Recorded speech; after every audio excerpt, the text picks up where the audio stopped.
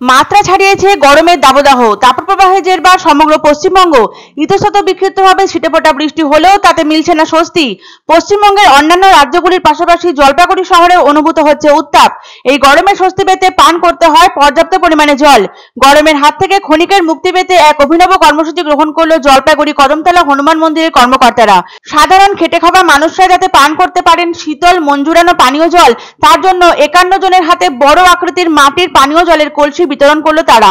রবিবার জলপাইগুড়ি কদমতলা হনুমান মন্দিরের এই কলসি বিতরণ কর্মসূচিকে ঘিরে বেশ আনন্দের রেশ পরিলক্ষিত হলো সাধারণ মানুষদের মধ্যে। শহরের বেশিরভাগ মানুষের বাড়িতে রয়েছে রেফ্রিজারেটর, তারা অহরহ পান করছেন ঠান্ডা পানীয় জল, কিন্তু সাধারণ খেটে খাওয়া মানুষরা বঞ্চিত এক্ষেত্রে।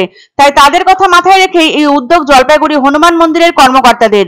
মাটির কলসির জল অনেকক্ষণ ঠান্ডা থাকে, তাই এই প্রখর গরমে এই কলসির জল পান করে কিছুটা হলেও স্বস্তি মিলবে তাদের।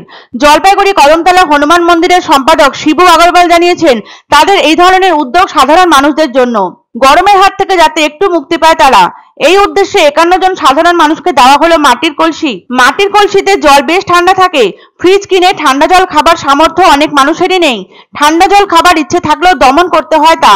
এই মাটির কলসিতে জল রেখে তারা সেই জল পান করে বেশ তৃপ্তি লাভ করবে। স্বভাবতই মাটির কলসি উপহার পেয়ে বেশ খুশি সাধারণ মানুষ।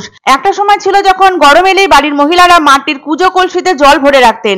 পরিশ্রান্ত হয়ে রোদে পুড়ে ঘরে ফিরে এক গ্লাস মাটির কলসির জল পান করলে জুড়িয়ে যেত সারা শরীর। তবে সময় পাল্টেছে, ঘরে ঘরে পৌঁছে গেছে বিদ্যুৎ, সাথে বেশিরভাগ ঘরে রেফ্রিজারেটর। কিন্তু মাটির পাত্র জলে ভিটামিন এবং খনিজ পদার্থ বজায় রাখতে সাহায্য করে, ফলে এই জল পান করলে সানস্ট্রোকও আটকানোর সম্ভাবনা রয়েছে। মাটি ক্ষারীয় প্রকৃতির হওয়ায় এটি দেহে জলের পিএইচ ভারসাম্য বজায় রাখতে সাহায্য করে, যা আমাদের স্বাস্থ্যের উন্নতি করার সময় গ্যাস্ট্রিক এবং অ্যাসিডিটি সম্পর্কিত সমস্যাগুলির প্রতিরোধ করে। এমনকি মাটির কলসির জল শরীর থেকে টক্সিন দূর করতেও কাজ করে। এই সবকিছু চিন্তা করে এই অভিনব কর্মসূচি গ্রহণ করেন জলপাইগুড়ি কদমতলা হনুমান মন্দিরের কর্মকর্তারা।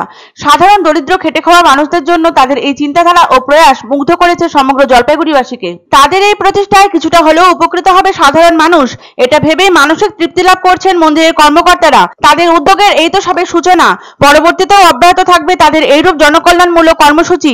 তাদের মানবিক চিন্তাধারায় উপকৃত হোক সমাজের খেটে খাওয়া মানুষেরা, এটাই সংকল্প জলপাইগুড়ি কদমতলা হনুমান মন্দিরের কর্মকর্তাদের। গরম সিজন পড়াতে আজকে 51 জনকে জলের কলস দেওয়া হচ্ছে সবাইকে।